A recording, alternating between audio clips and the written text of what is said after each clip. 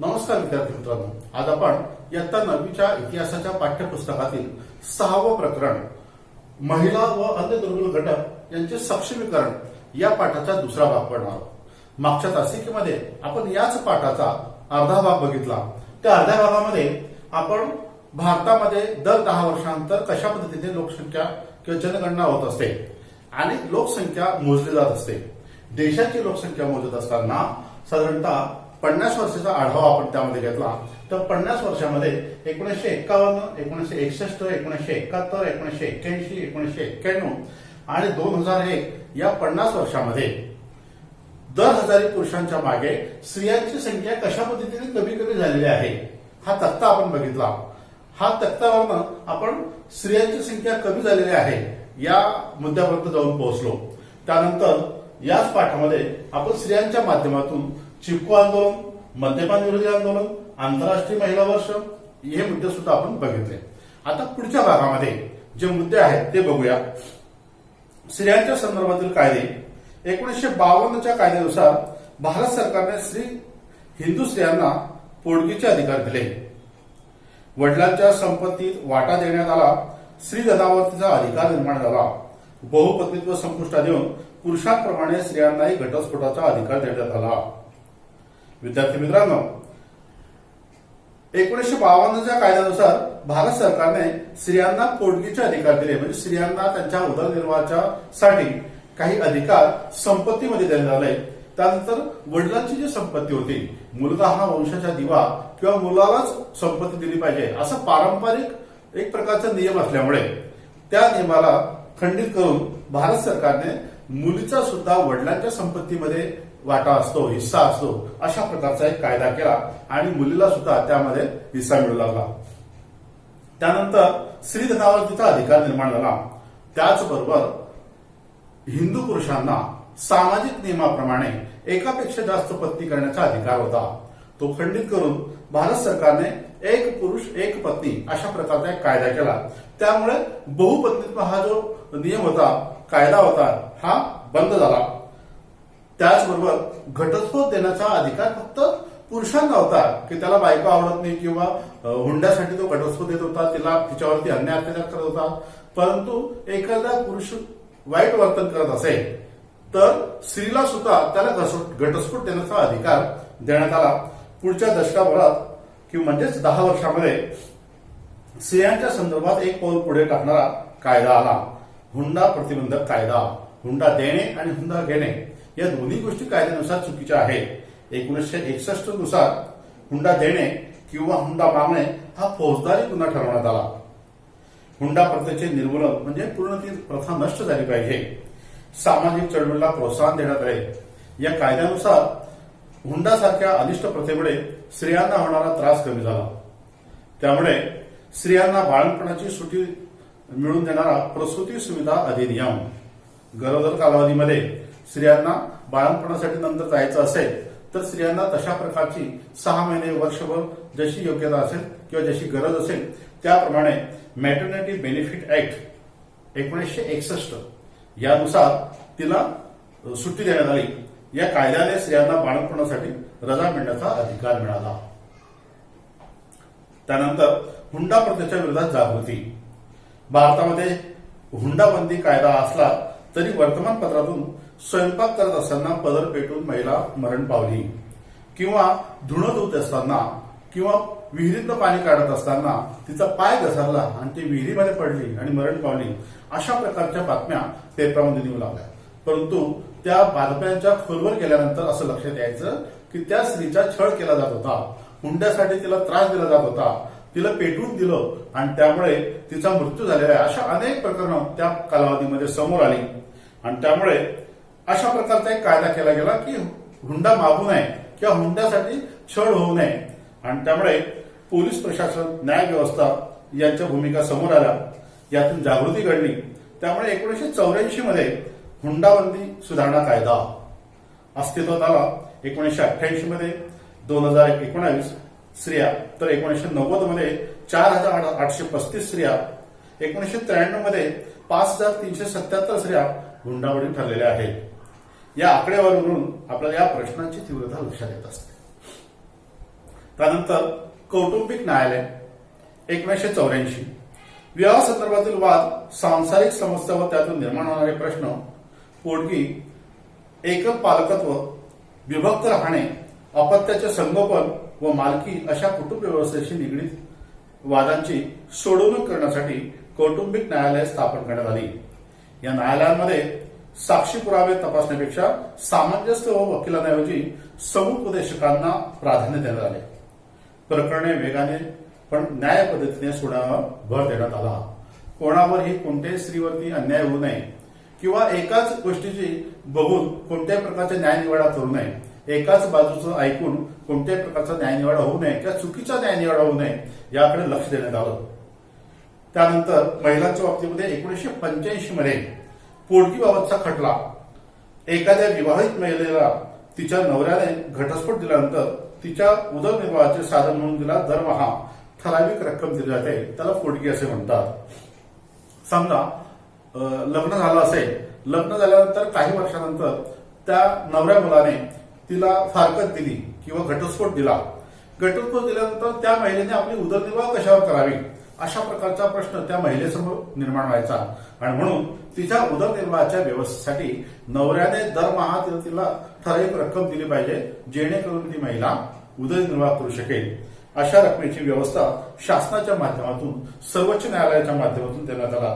त्या कालावधीमध्ये सर्वोच्च न्यायालयात मोहम्मद अहमद खान विरुद्ध शहाबानू खटला त्यावेळेस चालू होता आणि शहाबानूला पोटगी मिळाली पाहिजे अशा प्रकारचा निकाल न्यायालयानं त्यावेळेस दिला. काही धार्मिक संघटना समोर आल्या आणि त्या निकालाला त्यांनी विरोध केला, परंतु सरकार आणि न्यायालय हे आपल्या भूमिकेवरती ठाम होतं. सती प्रतिबंधक कायदा 4 सप्टेंबर 1987 रोजी राजस्थानमधील देवरा या गावामध्ये रूपकुंवर नावाची विवाहिता सती गेली. असं दाखवण्यात आलं की ती जी रूपकुंवर होती ती स्वतःच्या मर्जीने सती गेली, परंतु रूपकुंवरला सती पाठवणे हे सती जो प्रथा होती त्या सती प्रथेचं उदात्तीकरण होतं आणि म्हणून या सती जाण्याच्या, रूपकुंवरच्या सती जाण्याच्या गोष्टीचा पाठपुरावा करण्यात आला आणि असं लक्षात आलं की रूपकुंवरला जबरदस्तीने सती जाण्याला भाग पाडलेलं होतं. तिचे सती जाणे सती प्रथेचे एक प्रकारचे उदात्तीकरण होतं. या सर्वच गोष्टी बेकायदेशीर होत्या. त्या कालावधीमध्ये काही महिला पुढे आल्या, त्यामध्ये मीना मेनन, गीता सिंधू, सुजाता आनंदन, अनु जोसेफ, कल्पना शर्मा या स्त्री मुक्तीवादी कार्यकर्त्या समोर आल्या. त्यामध्ये काही वकील होत्या, काही पत्रकार होत्या. त्यांनी या गोष्टीचं सत्य शोधन केलं. सरकारने 1988 मध्ये कडक तरतुदी करून सती प्रतिबंधक कायदा संमत करण्यात आला. त्यानंतर मानव अधिकार संरक्षण कायदा, स्त्री आणि पुरुष यांच्यावरील अन्याय दूर व्हावा. फक्त स्त्रियांचेच नाही तर पुरुषांवर जर समजा कोणता अन्याय होत असेल तर तो दूर झाला पाहिजे आणि म्हणून 1993 मध्ये हा कायदा मंजूर करण्यात आला, संमत करण्यात आला. यासाठी राष्ट्रीय मानवाधिकार आयोगाची नेमणूक करण्यात आली आणि याच धर्तीवर काही राज्यांमध्ये राज्य मानवाधिकार आयोग स्थापन झाले. या कायद्यानुसार सामूहिक अत्याचार, घटस्फोट, महिलांची सामाजिक स्थिती, स्त्रियांवर सुरक्षित कार्यस्थळ अशा विविध गोष्टींवर कायद्याने प्रभावी भूमिका बजावून स्त्रियांवरील अन्याय कमी करण्याला मदत केली. त्याच कालावधीमध्ये महिलांसाठी आरक्षण असा देखील एक कायदा समोर आला.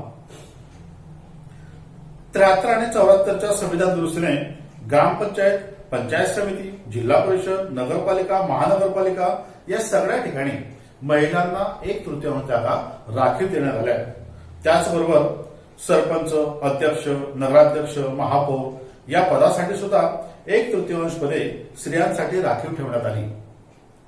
देशातील महाराष्ट्र व अन्य 15 राज्यांमध्ये महिलांसाठी 50% आरक्षणाची व्यवस्था शासनाच्या माध्यमातून करून देण्यात आली. या तरतुदीमुळे महिलांना कारभारामध्ये सहभाग देण्याची संधी मिळते. स्वातंत्र्य मिळाल्यानंतर भारतीय संविधानाने स्त्री पुरुष समतेची तत्वे स्वीकारली. यामुळे मतदानाचा महत्वाचा अधिकार, राजकीय अधिकार स्त्रियांना मिळाला. पुरुषांच्या बरोबरीने स्त्रियांना शिक्षणाचा, रोजगाराच्या समान संधी उपलब्ध करून दिल्या गेल्या. त्याचबरोबर समाजामध्ये ज्या अनिष्ट प्रथा होत्या त्या बंद पाडण्यात आल्या. त्यामध्ये विशेष करून सती जाणे, हुंडाबळी, बहुपत्नीत्व अशा अनेक दुष्ट प्रथांवरती कायद्याने बंदी घातली. स्त्रियांच्या घटस्फोटाचा अधिकार मान्य करण्यात आला. स्त्रियांना सुद्धा घटस्फोट देण्याचा अधिकार असू शकतो. हा जो त्यांचा अधिकार होता तो कायद्याने मान्य करण्यात आला. त्यांना मालमत्तेचा कायदेशीर वाटा दिला गेला. वडिलांच्या प्रॉपर्टीमध्ये, संपत्तीमध्ये मुलीला हक्क मिळाला पाहिजे. नवऱ्याच्या संपत्तीमध्ये त्याच्या पत्नीला हक्क मिळाला पाहिजे. अशा प्रकारचा हक्क त्यांना देण्यात आला. राजकीय सत्तेत स्त्रियांना न्याय वाटा देण्याच्या हेतूने स्थानिक शासन संस्थांमध्ये बऱ्याच जागा राखून ठेवण्यात आल्या. या सर्व तरतुदीमुळे आज आपल्याला असे दिसते की स्त्रिया शिक्षण घेऊन अर्थार्जन करू लागल्या आहेत, नोकरी करू लागल्या आहेत, स्वतःचं पोट स्वतः भरू लागले आहे. अशा प्रकारचे एक चांगलं आदर्श चित्र आपल्याला आज समाजामध्ये बघायला मिळतं. पुढचा मुद्दा आहे अनुसूचित जाती. स्वातंत्र्य मिळाल्यानंतर आपल्या संविधानाने स्वातंत्र्य, समता आणि बंधुता आणि सामाजिक न्याय या मूल्यांचा पुरस्कार केला. त्याला अनुसरून अस्पृश्यतेच्या रूढीवर कायद्याने बंदी आणली. संविधानाच्या 17व्या अनुच्छेदानुसार अस्पृश्यता नष्ट करण्यात आली आणि अस्पृश्य वर्गाचा समावेश अनुसूचित जातीमध्ये करण्यात आला.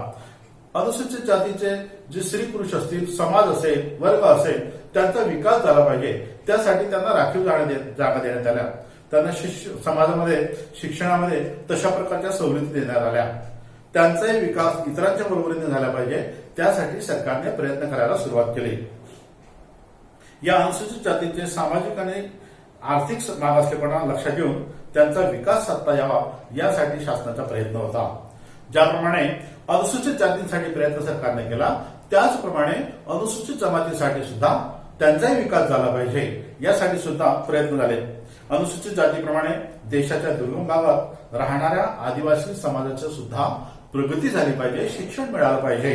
हा जो आदिवासी समाज असतो हा अतिशय दुर्गम भागात राहतो, तो पर्वती भागात राहतो. त्या ठिकाणी आरोग्याच्या सोयी पुरवल्या जात नाही, त्या ठिकाणी शिक्षणाच्या सोयी पुरवल्या जाऊ शकत नाही. तर त्यांचाही विकास झाला पाहिजे या दृष्टीने शासनाने प्रयत्न केले. त्या ठिकाणी राहणाऱ्या स्त्रियांना सुद्धा शिक्षण मिळालं पाहिजे, त्या स्त्रियांनी सुद्धा स्वतःच्या पायावर उभं राहिलं पाहिजे. अशा दृष्टीने शासनाने प्रयत्न केल्यामुळे अनुसूचित जातीच्या स्त्रियांचा सुद्धा विकास त्या कालावधीमध्ये होऊ लागला. त्यांची जी शेती असते ते डोंगराळ भागात असते. त्यांना कोणत्याही प्रकारचे आधुनिक शास्त्र त्या ठिकाणी नसतात, साधनं नसतात, त्यांच्याकडे कोणत्याही प्रकारचं बी बियाणं नसतं आणि आधुनिक साधनं नसल्यामुळे, बी बियाणं नसल्यामुळे उत्पन्नाची साधनं सुद्धा त्यांच्याकडे तोडकी असतात. त्यांचाही विकास झाला पाहिजे, त्याही महिलांना आरोग्याच्या सुविधा मिळाल्या पाहिजे यासाठी शासनाने त्या परिसरामध्ये लक्ष द्यायला सुरुवात केली. अनुसूचित जाती आणि अनुसूचित जमाती यांच्याच बरोबर शासनाने भटक्या व विमुक्त जाती जमाती यांचा सुद्धा विकास झाला पाहिजे यासाठी लक्ष दिलं. भटक्या आणि विमुक्त जातीची लोक असतात ते उदरनिर्वाहासाठी, पोट भरण्यासाठी पशुपालनासारखे व्यवसाय करत गावोगाव फिरत असतात. या लोकांचं कायमचं एखादं गाव नसतं किंवा एखादं घर नसतं. आपलं पोटाची खळगी भरण्यासाठी ही मंडळी गावोगावी फिरत असते. तर इंग्रजांच्या काळामध्ये या भटक्या विमुक्त मधल्या काही जातींना हे दरोडेखोरी करतात, चोरी करतात, अशा प्रकारच्या शासनाच्या माध्यमातून, इंग्रज शासनाच्या माध्यमातून त्यांच्यावरती एक प्रकारे शिक्का मारला गेला होता आणि तो पुसला गेला पाहिजे. यासाठी भारत सरकारने स्वातंत्र्य मिळाल्यानंतर भटक्या आणि विमुक्त जाती जमाती यांच्या उदात्तीकरणासाठी, त्यांना व्यवसाय मिळवण्यासाठी त्या कालावधीमध्ये प्रयत्न केले.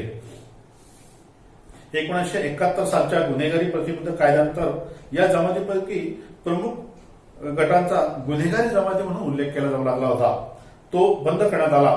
स्वातंत्र्य मिळाल्यानंतर हा अन्यायकारक कायदा रद्द करण्यात आला. या जमातीवरील बंधने उठवण्यात आली. अशा जमातींचा समावेश विमुक्त जातींमध्ये करण्यात आला. या गटात त्यांचा समावेश केल्यानंतर त्यांना शिक्षण कसं मिळेल, त्यांच्या मुलांना शिक्षण कसं मिळेल, त्यांच्या महिलांचं उदात्तीकरण कसं होईल, त्यांची प्रगती कशी होईल, त्यांच्या महिलांना स्वतःच्या पायावर कसं उभं राहता येईल याकडे सुद्धा शासनाने लक्ष द्यायला सुरुवात केली. त्यासाठी शैक्षणिक संस्था व शासकीय क्षेत्रामध्ये या जमातींना प्रतिनिधित्व देण्यासाठी शासनाने प्रयत्न केले. त्यानंतर अल्पसंख्याक हा शेवटचा मुद्दा आहे. एखाद्या समाजामध्ये धार्मिक किंवा भाषिक किंवा वांशिकदृष्ट्या संख्येने कमी असलेल्या गटाला अल्पसंख्याक असं संबोधलं जात असतं. भारत सरकारच्या माध्यमातून स्वातंत्र्य मिळाल्यानंतर अल्पसंख्याकांचा सुद्धा विकास झाला पाहिजे. त्यांची सुद्धा प्रगती झाली पाहिजे, त्यांच्याकडेही सरकारने लक्ष दिलं पाहिजे, यासाठी प्रयत्न होऊ लागले. सांस्कृतिक परंपरा जपता आल्या पाहिजे, आपल्या वैशिष्ट्यपूर्ण भाषेचा विकास करता आला पाहिजे, यासाठी संविधानाने नागरिकांना सांस्कृतिक आणि शैक्षणिक हक्क दिले. अल्पसंख्याक असलेल्या गटांना आपापली भाषा, संस्कृती, परंपरा यांचे रक्षण करता आलं पाहिजे, त्याचे संवर्धन करता आलं पाहिजे, यासाठी स्वतंत्र शिक्षण संस्था स्थापन करण्यात आल्या. त्यांची प्रगती साधण्यासाठी शासनामार्फत विविध योजना राबवण्यात आल्या. अशा प्रकारे हे प्रकरण या ठिकाणी संपलेलं आहे. धन्यवाद.